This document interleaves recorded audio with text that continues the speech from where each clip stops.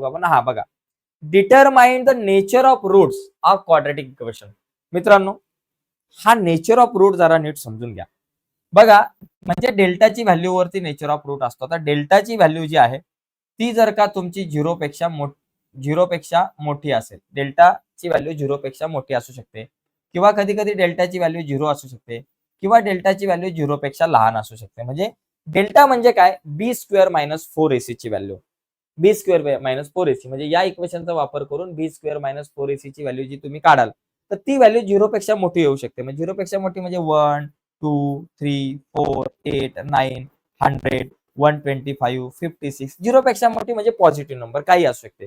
त्यावेळेस रूट जे आहेत ना, ते रूट जे आहे ते रिअल अँड अनइक्वल. रूट्स कसे असणार, रिअल अँड अनइक्वल, जर 0 पेक्षा मोठी असेल तर.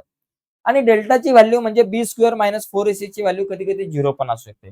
0 असेल तर real and equal, roots real आणि इक्वल असतात. आणि डेल्टाची व्हॅल्यू 0 पेक्षा लहान पण असेल, -1, -2, -3, -4, -8, -9, -56, -125 आणि -100.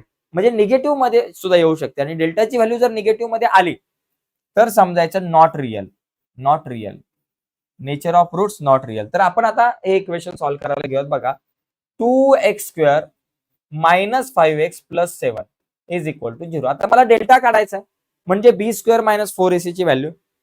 मग याच्यामध्ये पहिल्या एबीसीच्या व्हॅल्यू काढा.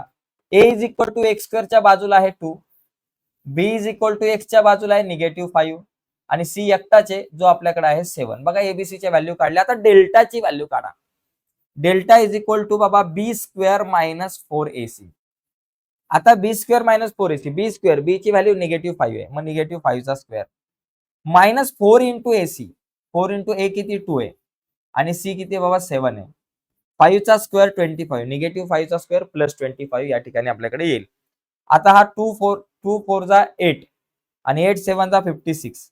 आता बघा, 25 - 56, 25 मधून 56 जात नाही, 56 मधून 25 गेले, 6 - 5 1, त्याच्यानंतर 5 - 2 3, -31 आला. मोठ्या नंबरचा साइन -31. सो डेल्टा -31 भाऊ.